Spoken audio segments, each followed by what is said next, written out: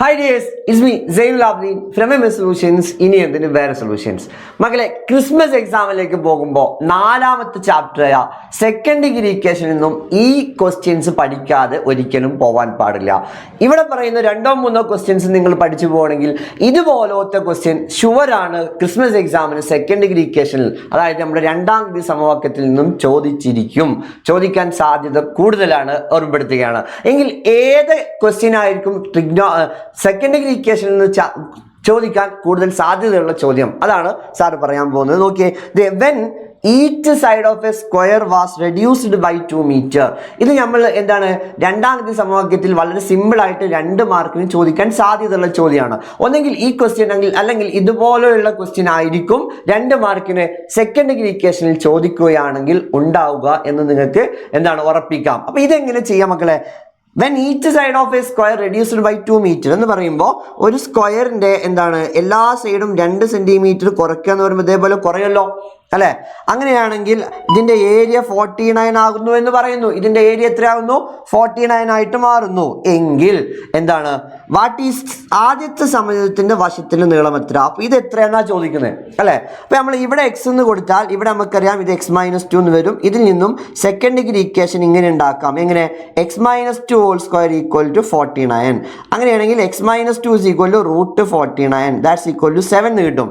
അങ്ങനെയാണെങ്കിൽ x is equal to 7 plus 2 equal to 9 എന്ന് കിട്ടും. സിമ്പിൾ ആയിട്ട് ഇതുപോലെയുള്ള ക്വസ്റ്റ്യൻസ് എന്താണ് വർക്ക്ഔട്ട് ചെയ്തിട്ട് വേണം പോകാൻ. അതുപോലെ ഈ ചാപ്റ്ററിൽ നിന്നും ഇമ്പോർട്ടൻ്റ് ആയിട്ടുള്ള മറ്റൊരു ക്വസ്റ്റ്യൻ ആണ് ഇതേപോലെ കൊടുത്തിട്ടുള്ളത്. റെക്റ്റാങ്കിൾ വെച്ചിട്ടുള്ള ചതുരക്കണക്കുകൾ എന്താണ് ഈ ചാപ്റ്ററിന് ഇമ്പോർട്ടൻ്റ് ആണ്, ലെങ്ത്തും ബ്രെഡ്ത്തും കണ്ടുപിടിക്കാനുള്ള. അപ്പൊ ഇവിടെ കൊടുത്തിട്ടുള്ള ക്വസ്റ്റ്യൻ എന്താ? ഒരു റെക്റ്റാങ്കിൾ ഉണ്ട്, കാണുന്നുണ്ടല്ലോ. ഈ റെക്റ്റാങ്കിളിന്റെ ചുറ്റളവ് എത്രയാണ്? പെരിമീറ്റർ 24 ആണ് എന്നും ഇതിന്റെ പരപ്പളവ് 35 ആണ് എന്നും തന്നിട്ടുണ്ട്. എന്നിട്ട് ചോദിക്കുന്നത് എന്താ? ഇതിന്റെ ലെങ്ത്തും ബ്രെഡ്ത്തും കൂടി കൂട്ടിയാൽ എത്ര കിട്ടും? നീളവും വീതിയും കൂടി കൂട്ടിയാൽ നമുക്കറിയാം അതെന്തായിരിക്കും? ചുറ്റളവിന്റെ പകുതിയായിരിക്കും കിട്ടുക. അപ്പോൾ ഇവിടെ 12 എന്ന് കിട്ടും. ഇനി ഡി ക്വസ്റ്റ്യൻ നോക്കിയ മക്കളെ, അതിന്റെ ലെങ്ത്തിന് എക്സ് എന്ന് എടുത്താൽ, നീളത്തെ എക്സ് എന്ന് എടുത്താൽ വീതി എത്ര? നമുക്ക് എങ്ങനെ എഴുതാം? 12 - x എന്ന് എഴുതാം. ഇവിടെ എക്സ് ആണെങ്കിൽ ഇത് രണ്ടും കൂടി കൂട്ടിയാൽ പറഞ്ഞു എന്താണ്? 12 പറഞ്ഞു. അങ്ങനെയാണെങ്കിൽ ഈ സൈഡ് 12 - x ആയിരിക്കും. ബി ക്വസ്റ്റ്യൻ ആൻസർ ആയി. ഇനി സി ക്വസ്റ്റ്യൻ എന്താണ്? Form A second degree equation രണ്ടാം ഡിഗ്രി സമവാക്യം ഉണ്ടാക്കിയിട്ട് എന്ത് ചെയ്യണം?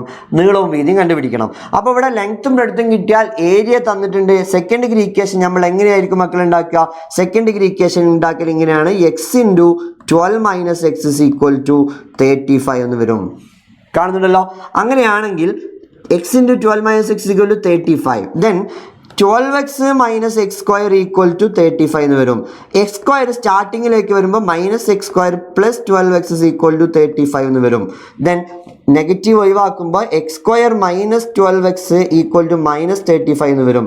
ദെൻ നമ്മൾ ഇതിന് സ്ക്വയർ കംപ്ലീഷൻ ചെയ്യണം, വർഗ്ഗത്തികവ് ചെയ്യണം. അപ്പോൾ എങ്ങനെയായിരിക്കും വരിക?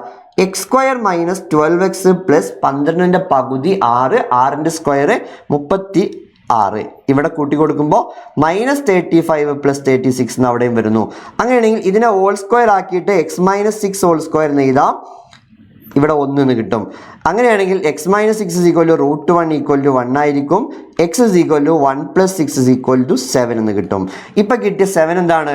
അത് ലെങ്ത് ആണ്. അങ്ങനെയാണെങ്കിൽ ബ്രെഡ്ത്ത് എന്തായിരിക്കും? 12 - 7 is equal to 5 സെന്റിമീറ്റർ ആയിരിക്കും.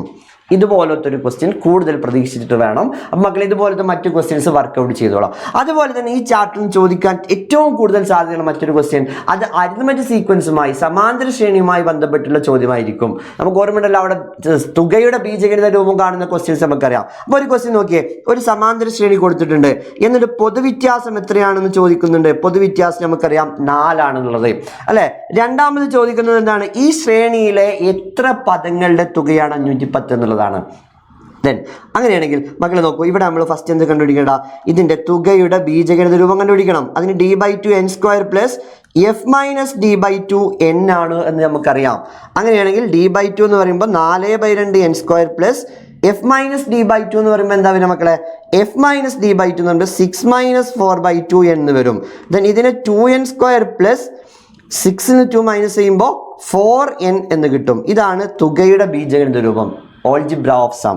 Then ഇതിനെ 2n² + 4n is equal to 510 എന്ന് നമ്മൾ കൊടുക്കുന്നു. 2n² + 4n = 510.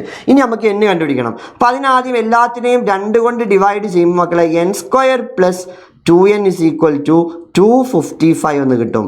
ദെൻ ഇതിന് സ്ക്വയർ കംപ്ലീഷൻ ചെയ്യുമ്പോൾ n² + 2n + 1 = 255 + 1 എന്ന് വരും. അങ്ങനെയാണെങ്കിൽ ഇത് ലാസ്റ്റ് എങ്ങനെ വരും?